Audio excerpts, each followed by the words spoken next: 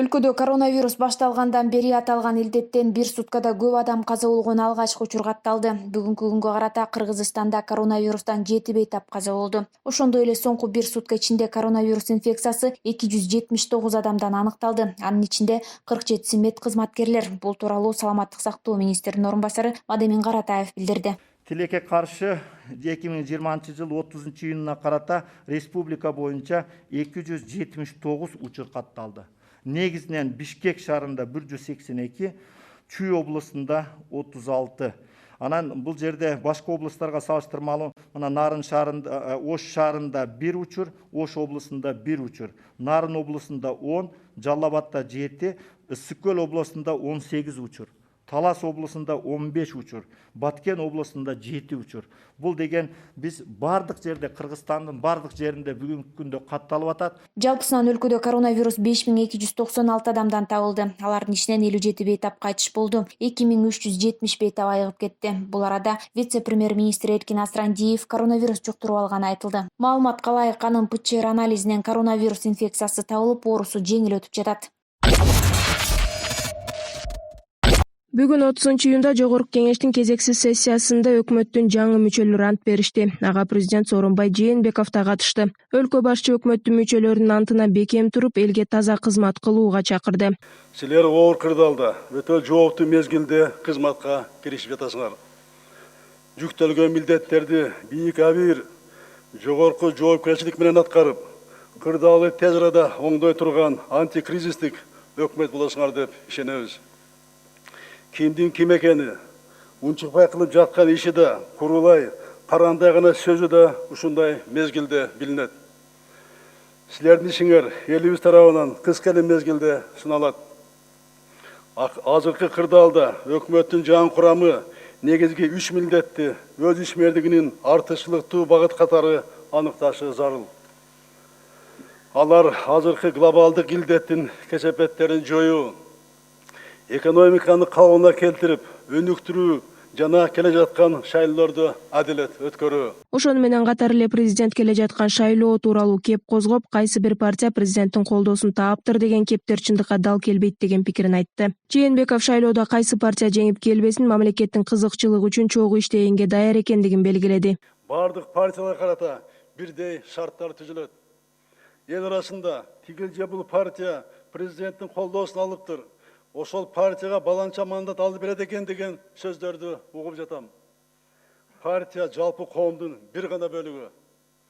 Мен кандай бир партияга эмес, жалпы элге кызмат кылуу үчүн шайлангам. Кимди бирөө менен адам катары адамгерчилик мамиле болушу мүмкүн, бирок президент катары эч кимге моралдык дагы, материалдык да карызым жок. Мени жалпы элибиз шайланган. Менин тирегим эл. Кайсы бир партияга эмес, элге таянам. Мындан тышкары мамлекет башчы эпидемиологиялык кырдаалга кайрылып, өзгөчө кырдаал режими, карантиндик чектөөлөр алынгандан кийин тескерисинче оору күчөп кеткенин, ага жоопкерчиликтүү мамиле жасалбай жатканы менен байланыштырды. Бирок өлкө башчы азырынча кайрадан карантин кирбей тургандыгын кошумчалады. Чектөөлөр аркылуу тартипти камсыздоого мүмкүнчүлүктөр бар.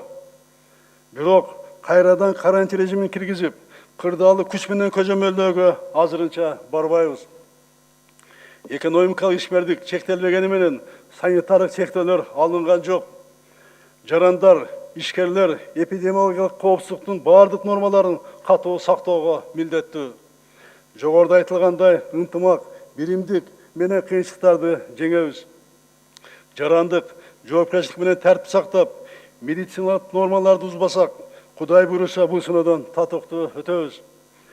Президент ошондой эле өлкөдө аш тойго уруксат берилбесе да көп киши чакырып аш той өткөргөндөр болуп жаткандыгын белгилеп, муну жалпы кыргыз элине кылынып жаткан кыянаттык деп атады. Бүгүн 30-июнда Жогорку кеңештин депутаттары кезексиз жыйынга чогулуп, алгачкы президент Сооронбай Жээнбековдун катышуусунда өкмөттүн жаңы мүчөлөрү ант беришти. Кыргыз Республикасынын конституциясын жана анын мыйзамдарын ыйык сактоого, өз милдеттеримди ак ниет жана берилип аткарууга жана Кыргызстандын элине кызмат кылууга ант беремин. Берген антымды бузган учурда Кыргыз Республикасынын мыйзамдарына ылайык жоопкерчилик тартууга даярмын.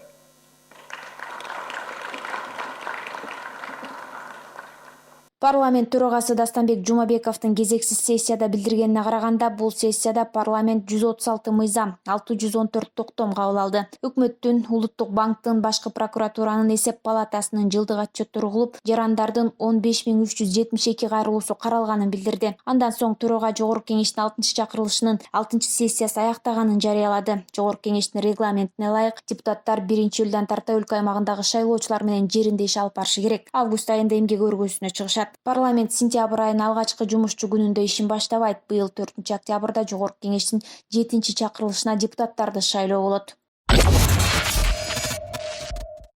Кыргызстандын мурунку президенти Алмазбек Атамбаев ооруканага жаткырылды. Жактоочунун айтымында Атамбаев менен жолугушууга уруксат бериле элек. Ал УКМКнын кызматкерлери тарабынан кайтарылууда. УКМКнын маалымат кызматы Атамбаев 29-июнда өзүн начар сезип жаткандыгын айткандыктан, андан COVID-19га анализ алынганын, жыйынтыгы таза чыкканын, ошол эле күнү онлайн консилиумдан кийин өпкөсүнүн 2 жагы тең пневмония болгондугу аныкталгандыгын 30-июнда кабарлады.